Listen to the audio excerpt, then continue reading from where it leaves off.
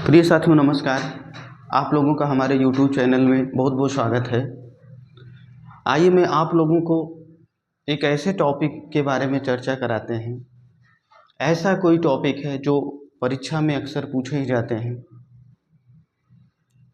साथियों वो टॉपिक है फिगर्स ऑफ स्पीच, मतलब अलंकार। ये लगभग सभी परीक्षाओं में पूछे जाते हैं, चाहे यूपी टीजीटी हो, पीजीटी हो, एलटीजीआईसी हो, डीएसएसबी हो, झारखंड टीजीटी पीजीटी हो, या टेंथ या ट्वेल्थ क्लास में, या टेंथ या ट्वेल्थ क्लास में इससे रिलेटेड क्वेश्चन पूछ लिए जाते हैं। तो सबसे पहले हम लोग यह जानने का प्रयास करते हैं कि आखिर फिगर्स ऑफ स्पीच कहते किसे हैं। तो आइए जानते हैं साथियों।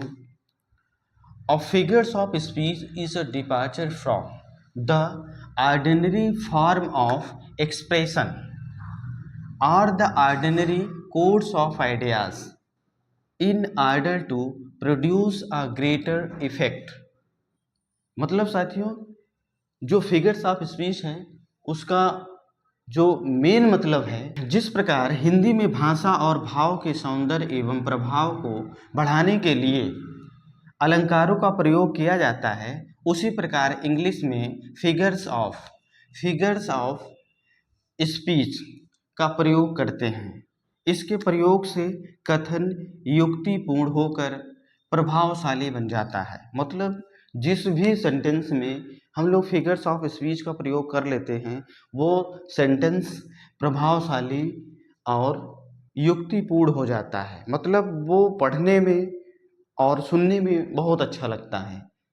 तो आइए हम जानते हैं वो जो महत्वपूर्ण फिगर्स ऑफ स्पीच हैं वो कौन कौन से हैं, types of figures of speech. जैसे फर्स्ट है साथियों सिमिली। सिमिली का मतलब होता है उपमा।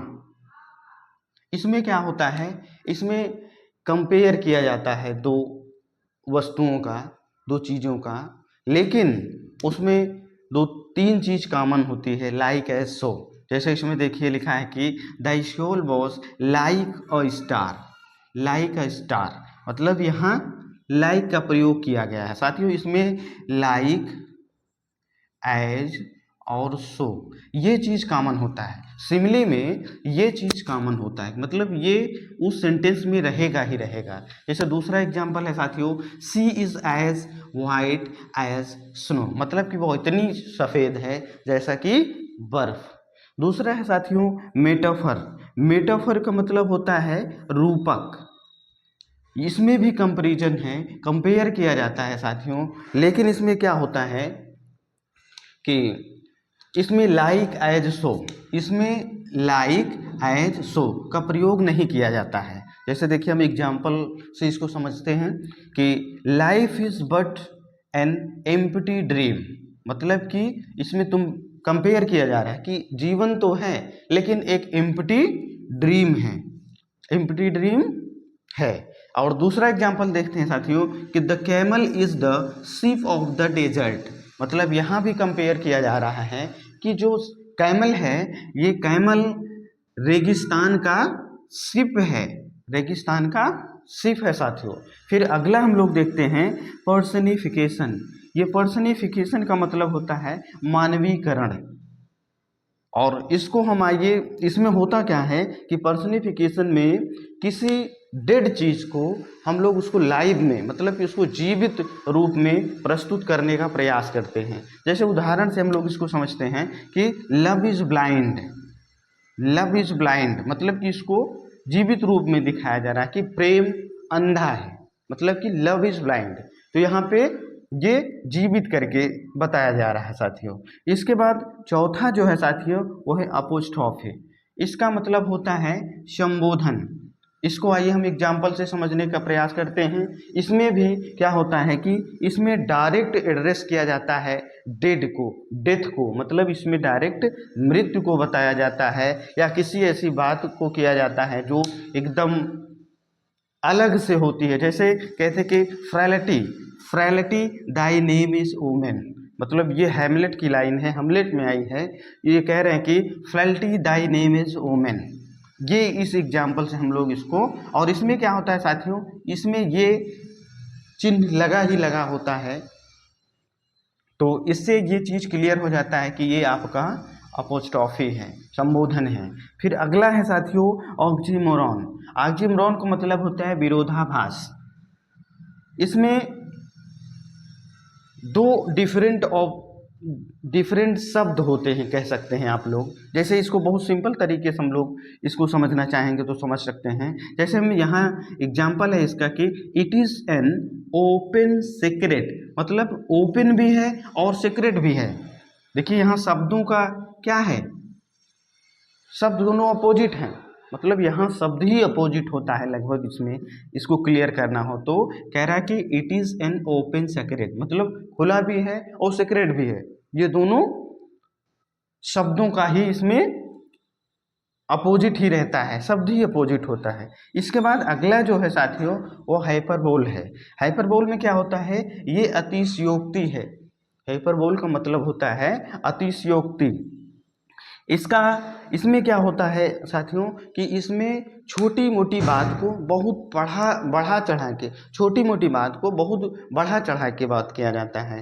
जैसे इसमें लिखा गया है कि all the perfumes of Arabia will not Sutton this little hand, मतलब ये मैकबेथ की लाइन है। इसमें कहा जा रहा है कि पूरे अरब सागर का परफ्यूम इस लिटिल हैंड को वॉश नहीं कर सकता है, धो नहीं सकता है। तो देखिए पूरे अरबिया मतलब बर्फ़ का जो भी इत्र है वहाँ का परफ्यूम है, ये लिटिल हैंड्स को वॉश नहीं कर सकता है। ठीक, या एक एग्जाम्पल और है इसका, जैसे कह सकते हैं हम कि पोर्शिया स्माइल्ड ऑल वर्ड्स गे, मतलब कि पोर्शिया ने इस तरह से मुस्कुराया कि पूरा संसार गे हो गया, प्रसन्न हो, मतलब छोटी मोटी बात को बहुत बढ़ा चढ़ा के इसमें कहा जाता है। किसमें साथियों, हाइपरबोल में, अतिशयोक्ति में, कि all the perfumes of Arabia will not Sutton this little hands. इसके बाद अगला जो है साथियों वो है ओनोमाटोपोइया। ये भी बहुत इंपॉर्टेंट है साथियों। ये कभी कभी मिस स्पेल्ट में इसको पूछ लिया जाता है, करेक्टली स्पेल्ट में पूछ लिया जाता है, तो इसको आप लोग ध्यान से देख लीजिएगा कि कहीं इसमें स्पेलिंग में तो आप लोग मिस्टेक नहीं कर जाते हैं, तो इसको ध्यान से पढ़ लीजिएगा साथियों। इसका मतलब होता है ध्वनि चित्रण। ओनोमाटोपोइया का मतलब होता है ध्वनि चित्रण। इसका एग्जाम्पल से हम समझने का प्रयास करते हैं। इसमें होता क्या है साथियों, ये ओनोमाटोपोइया में ये साउंड की बात होती है, इसमें अक्सर साउंड की बात की जाती है कि इसमें साउंड निकलता है। जैसे clip Klopp went the horse, clip Klopp went the horse, मतलब कि क्लिप क्लॉप करते हुए घोड़ा चला गया।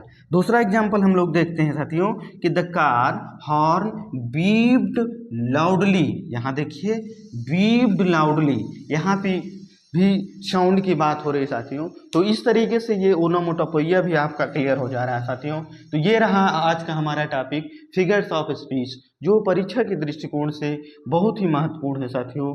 फिर मैं अगले वीडियो में आप लोगों के लिए एक एक करके जो भी जितने भी हैं simile, metaphor, personification, apostrophe, oxymoron, hyperbole, onomatopoeia, इसको मैं डिटेल में आप लोगों के सामने लेके आऊँगा साथियों। और इस पूरा वीडियो को देखने के लिए आप लोग का बहुत बहुत धन्यवाद साथियों। नमस्कार।